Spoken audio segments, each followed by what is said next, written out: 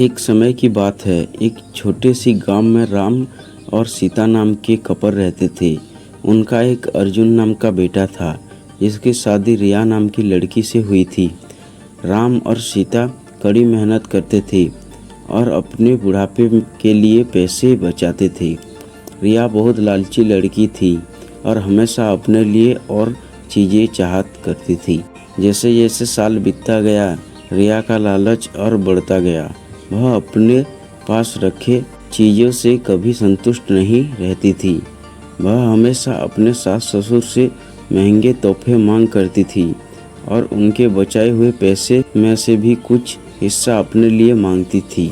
राम और सीता बहुत ही अच्छे पेरेंट्स थे, इसलिए उसकी सारी ज़रूरतों को पूरा करते थे ताकि परिवार में शांति बनी रहे।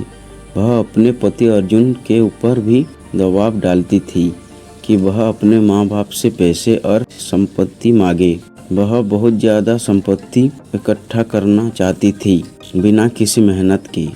एक दिन राम और सीता ने यह फैसला किया कि वह रिया को सबक सिखाएंगी। वह उसे बुलाते हैं और बोलते हैं कि बेटा, हमें तुमसे कुछ ज़रूरी बातें करनी है। हमने यह फैसला लिया है कि हम अपनी जायदाद का कुछ हिस्सा अपने बच्चों में बांटेंगे और उसका कुछ हिस्सा तुम्हें भी देना चाहते हैं। रिया खुशी से झूम उठती है क्योंकि वह हमेशा से ही यही चाहती थी। लेकिन राम और सीता के मन में कुछ और ही चल रहा था।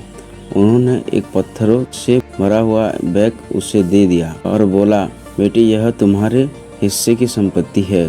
रिया उस बैग को देखकर गुस्सा हो गई। उसने उस पत्थर से भरे हुए बैग को जमीन पर फेंका और जोर से चिल्लाते हुए बोली कि मेरी मजाक उड़ाने की तुम्हारी हिम्मत कैसे हुई? मुझे पैसे चाहिए, ये पत्थर नहीं। राम और सीता ने शांत तरीके से उसे समझाया और बोला, रिया, सच्ची संपत्ति सिर्फ पैसे और चीजों के बारे में नहीं है। यह प्यार, दया और जो कुछ भी तुम्हारे पास है उसके लिए आभारी होने के बारे में है। हमने हमेशा तुमसे प्यार किया है और तुम्हारी देखभाल की है और यह पैसे से भी अधिक कीमती है। रिया को एहसास हुआ कि वह लालच में कितनी अंधी हो गई थी। उसको अपनी किए गए बर्ताव के लिए पछतावा होने लगता है। उसने अपने सास और ससुर से माफी मांगी और अपने तरीके बदलने का वादा किया। उस दिन के बाद से उसमें बदलाव आया और वह एक अच्छी बहू बन गई। रिया के बदलाव की बात पूरे गांव में फैल गई और सभी ने